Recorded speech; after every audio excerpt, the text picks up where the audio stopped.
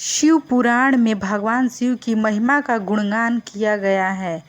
इस पुराण के संबंध शैव मत से माना जाता है। इसमें भगवान शिव को प्रसन्न करने की पूजा विधि और ज्ञान से भरे आख्यान की भी सम्मिलित है। हिंदू धर्म में भगवान शिव त्रिदेव में से एक हैं और इन्हें संहार का देवता भी माना जाता है। भगवान शिव को महेश, महाकाल, नीलकंठ, रुद्र आदि नामों से भी पुकारा जाता है। ऐसा भी माना जाता है कि भगवान शिव महान योगी थे और इसीलिए उन्हें आदि योगी की संज्ञा भी दी जाती है। हिंदू शास्त्रों में भगवान शिव को एक ऐसे देवता के रूप में वर्णित किया गया है जो बहुत दयालु और भोले हैं और भक्तों की एक सच्ची पुकार पर प्रसन्न हो जाते हैं। हालांकि जब भगवान शिव क्रोध में आते हैं तो सारी सृष्टि कांपने लगती है, क्योंकि भगवान से जब क्रोध में आते हैं तो वह किसी की नहीं सुनते हैं। इसीलिए सब लोग भगवान शिव के क्रोध से बहुत लोग डरते हैं, क्योंकि भगवान शिव क्रोध उनको बहुत ही आता है। जब वो शांत रहते हैं तो शांत रहते हैं, नहीं तो उन्हें बहुत ही क्रोध अधिक आता है। भगवान शिव की महिमा का गुणगान कई प्राचीन भारतीय ग्रंथों में देखने को मिलता है, लेकिन शिव पुराण में उनके जीवन पर गहराइयों से प्रकाश डाला गया है। शिव पुराण में उनकी जीवन, विवाह, संतान, रहन सहन आदि के बारे में विस्तार में बताया गया है। शिव पुराण में 6 खंड हैं और 24,000 श्लोक है।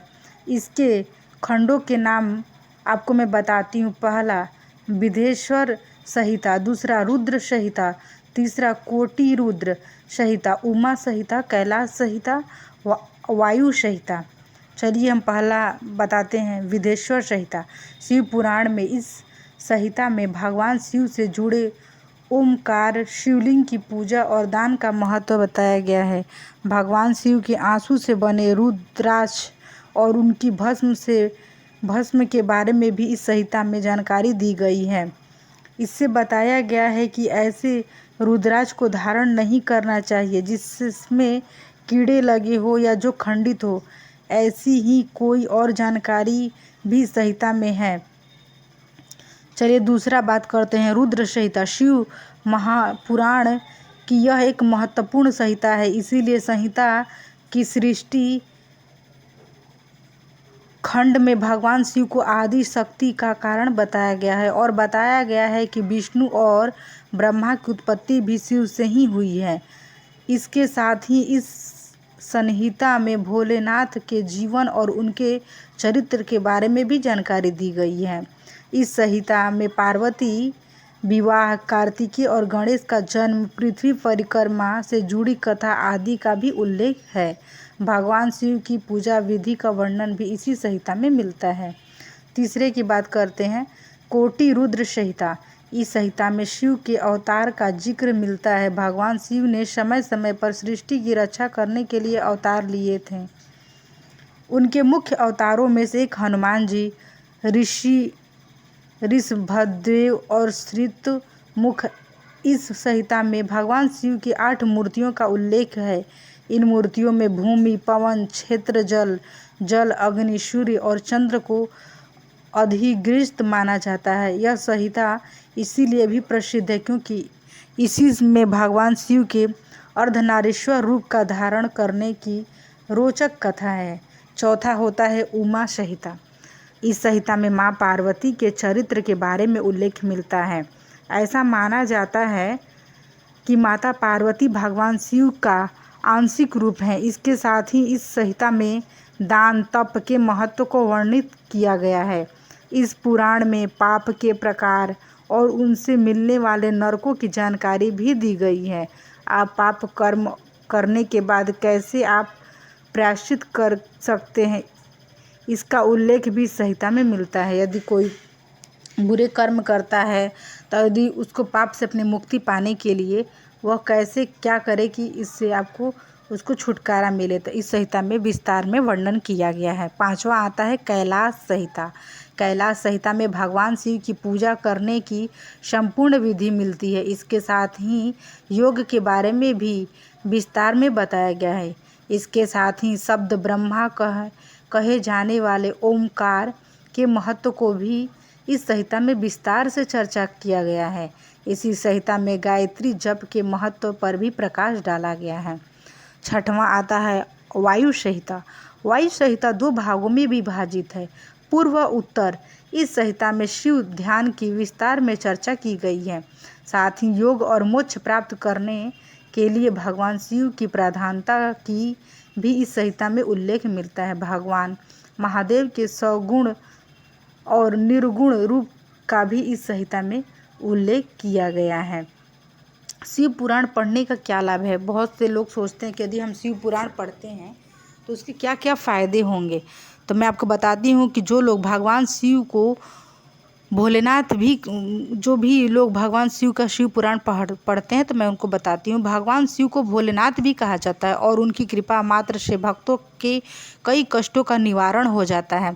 ऐसे में आज हम आपको बताएंगे कि शिव भगवान की महिमा से भरे शिव पुराण को पढ़ने से भक्तों को क्या लाभ मिलता है। शिव पुराण का पाठ करने से व्यक्ति को भय से मुक्ति मिलती है। इस पुराण का पाठ करने से व्यक्ति को भोग और मोक्ष दोनों की प्राप्ति होती है। यदि आप अपने पापों से छुटकारा पाना चाहते हैं तो शिव पुराण का पाठ सबसे ज़्यादा लाभकारी होता है। सावन के महीने में शिव पुराण का पाठ करने से जीवन में सब दुखों से मुक्ति मिलती है। शिव पुराण का पाठ करने से इंसान को मृत्यु का भय नहीं सताता और मृत्यु के बाद ऐसे व्यक्ति को शिव के गण लेने आते हैं। मानसिक शांति की प्राप्ति के लिए भी शिव पुराण का पाठ किया जाता है। और इसकी क्या क्या विधि है, शिव पुराण पूजा करने की क्या विधि है। शिव पुराण पाठ है और शिव भगवान की पूजा करने से पहले आपको नित्य कर्मों से निवृत्त होकर शुद्ध जल से स्नान करना चाहिए। इसके बाद पूजा स्थल पर भगवान शिव और पार्वती के साथ नंदी की तस्वीर या मूर्ति स्थापित करनी चाहिए।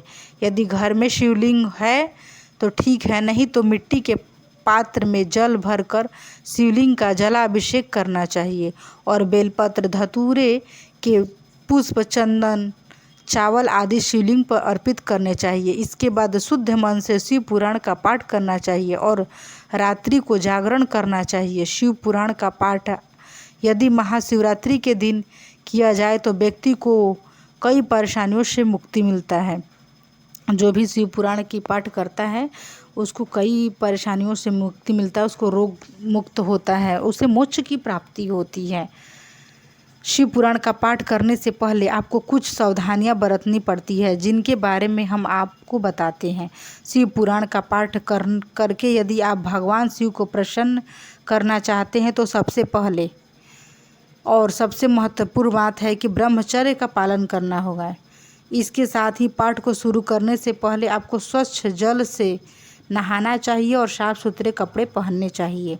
अपने नाखून, बाल आदि को भी साफ करना चाहिए। जब आप शिव पुराण का पाठ कर रहे हैं तो तब तक आपको भूमि पर सोना चाहिए। व्यर्थ की बातों में आपको समय नहीं बिताना चाहिए, ना ही किसी की बुराई करनी चाहिए और ना ही सुननी चाहिए। मांस मदिरे का भी सेवन भी वर्जित है।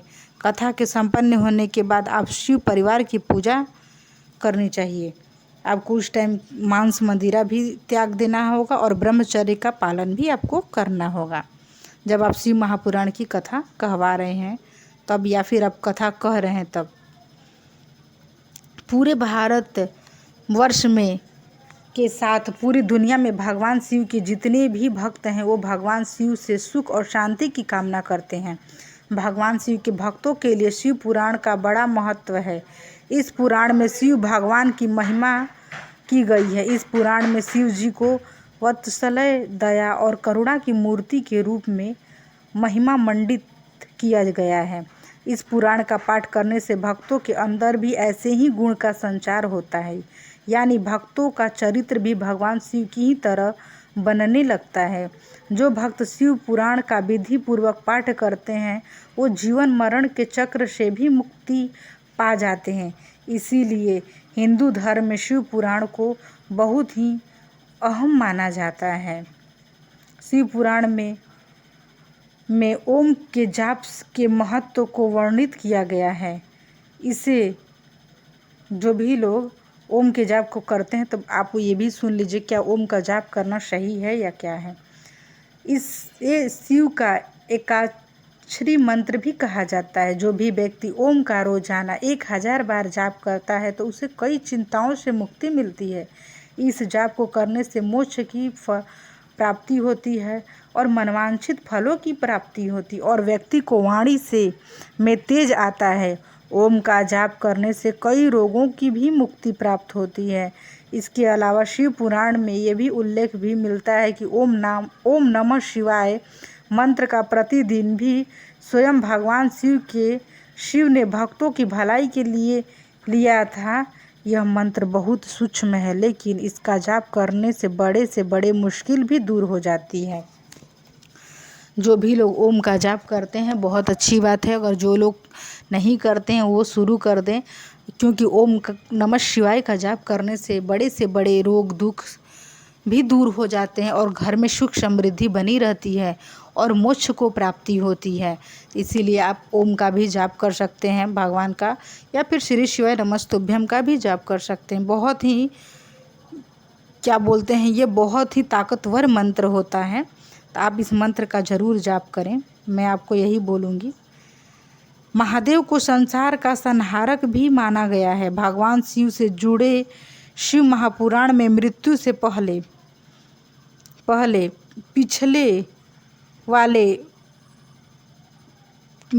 पहले मिलने वाले कुछ संकेतों के बारे में बताया गया है। यदि किसी व्यक्ति के सिर पर कौवा बैठ जाए तो इसका यह अर्थ है कि जल्द ही उसकी मृत्यु होने वाली है। जिस व्यक्ति का बायां हाथ 1 हफ्ते तक लगातार फड़फड़ा रहा हो तो उसकी मृत्यु भी निकट मानी जाती है। हालांकि ऐसे माना जाता है कि भगवान शिव की भक्ति करने से मनुष्यों को लंबी आयु का वरदान प्राप्त होता है। जिस जातक की कुंडली में अल्प आयु का योग होता है तो उसे पंडित द्वारा भगवान शिव की पूजा अर्चना करने की सलाह दी जाती है। अगर किसी की आयु बहुत कम है, अगर उसके भाग्य में लिखा है कि इसकी आयु बहुत कम है, तो उसे पंडित यही सलाह देते हैं कि आप भगवान शिव की पूजा करें, जो महामृत्युंजय मंत्र का जाप करें, क्योंकि भगवान शिव ही एक ऐसे हैं जो आपको मृत्यु से बचा सकते हैं। इसीलिए भगवान शिव की पूजा अर्चना करनी चाहिए। भगवान शिव महामृत्युंजय हैं, वह आपकी मृत्यु को भय से आपको बचा सकते हैं। तो जिसको ऐसा लगता है कि उसको मृत्यु से भय है, जो भी है, तो भगवान शिव की पूजा करेगा तो उससे ये सब भय नहीं रहेगा और भगवान शिव आपको लंबी उम्र देंगे, क्योंकि भगवान शिव की जो भी पूजा अर्चना करता है भगवान शिव उसको लंबी आयु देते हैं, क्योंकि भगवान शिव हर किसी की मनोकामना को पूर्ण करने वाले हैं। भगवान शिव ऐसे देव हैं जो हर किसी की पुकार को सुनते हैं। शिव पुराण में कई ऐसी शिक्षाएं दी गई हैं जिनका यदि कोई पालन करे तो कई समस्याओं से बच कर निकल सकता है। शिव पुराण में बताया गया है कि व्यक्ति को अपनी इच्छाओं पर नियंत्रण रखना चाहिए और इंद्रियों को वश में करने की कोशिश करनी चाहिए। व्यक्ति को इच्छाओं और आवश्यकताओं में अंतर समझना चाहिए और इन इच्छाओं का त्याग कर देना चाहिए जिससे चरित्र की हानि होती हो। शिव पुराण में बताया गया है कि मोह माया में पड़कर इंसान अपने उद्देश्यों को कभी प्राप्त नहीं कर सकता। इसीलिए व्यक्ति को मोह माया के वशीभूत होकर नहीं रहना चाहिए। मोह और माया के बंधनों से व्यक्ति जब आज़ाद हो जाता है तो उसे परम ज्ञान की प्राप्ति होती है। अपने चरित्र पर नियंत्रण रखने की भी शिव पुराण में सीख दी जाती है। साथ ही इसमें यह भी बताया गया है कि मनुष्य को मन, वाणी और कर्मों से किसी को भी आहत नहीं करना चाहिए। अपने वाणी से किसी को चोट नहीं पहुंचाना चाहिए, नहीं किसी को दुख पहुंचाने की कोशिश करना चाहिए। शिव पुराण में बताया गया है कि अपने जो वाणी बोलते हैं बिल्कुल ही उसमें मिठास होना चाहिए, किसी को आपकी वाणी से बुरा न लगे, ऐसा बोलना चाहिए। शिव पुराण में सत्य बोलना और सत्य का साथ देने की सीख भी मिलती है। शिव पुराण के अनुसार जब माता पार्वती भगवान शिव से पूछती हैं कि सबसे बड़ा धर्म क्या है, तो भगवान शिव कहते हैं सत्य का साथ देना ही सबसे बड़ा धर्म है। अर्थात व्यक्ति को कभी भी असत्य के मार्ग पर नहीं चलना चाहिए। जो भी व्यक्ति आजीवन सत्य के मार्ग पर चलता है, भगवान शिव से उन्नति अवश्य प्रदान करता है। इसीलिए मनुष्यों को कभी भी असत्य नहीं बोलना चाहिए, हमेशा सत्यवाणी ही बोलना चाहिए। कभी भी झूठ, किसी की निंदा बुराई कभी नहीं करना चाहिए। आपको उस निंदा बुराइयों से बच के रहना चाहिए, नहीं तो उसका बहुत ही बुरा प्रभाव पड़ता है। तो इसीलिए हमेशा जब भी बोलें तो सत्य बोलें और न किसी की बुराई न करें। जो भी व्यक्ति भगवान शिव की कृपा प्राप्त करना चाहता है तो और जीवन में दुख दरिद्रता को दूर करना चाहता है तो उसे शिव पुराण का पाठ अवश्य करना चाहिए। इस पुराण का पाठ करना आपको मानसिक और शारीरिक शांति, जो प्रतिदिन शिव महापुराण की पाठ करता है उसके घर में हमेशा सुख समृद्धि धन वैभव बना रहता है। और या फिर आप पाठ नहीं कर सकते हैं तो आप कथा भी सुन सकते हैं। शिव महापुराण की कथा आती है, आप उस कथा को भी सुनेंगे तो भगवान की कृपा आप पे हमेशा बनी रहेगी। यदि आप लोग को यह मेरी वीडियो अच्छी लगी होगी तो आप मेरे वीडियो को लाइक शेयर एंड सब्सक्राइब ज़रूर करिएगा और इसी तरह का वीडियो देखने के लिए मेरे यूट्यूब चैनल पर बने रहिएगा। यदि आप अभी तक नए हैं, आपने अभी तक मेरे वीडियो को यूट्यूब चैनल का अभी तक सब्सक्राइब नहीं किया तो कृपया करके आप इसे सब्सक्राइब ज़रूर कर लें।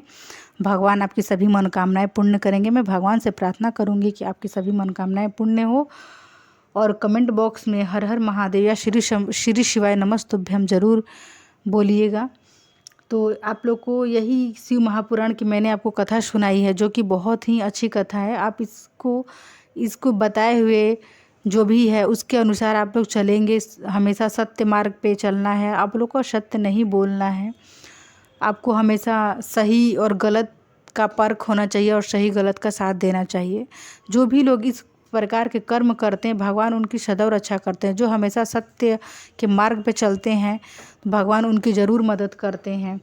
तो इसी तरह आप लोग को वीडियो अगर पसंद आई होगी तो ज़रूर मेरे वीडियो को लाइक करिएगा। हर हर महादेव भक्तों, मिलेंगे हम अगले वीडियो में। धन्यवाद।